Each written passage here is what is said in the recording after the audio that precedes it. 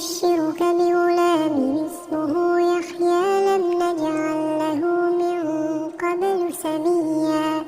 قال رب أنى يكون لي غلام وكانت امرأتي عاقرا وقد بلغت من الكبر عتيا قال كذلك قال ربك هو علي هين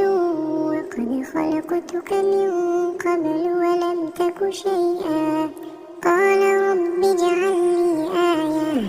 قال آيتك ألا تكلم الناس 3 ليال سويا فخرج على قومه من المحراب فأوحى إليهم أن سبحوا بكرة وعشيا يا يحيى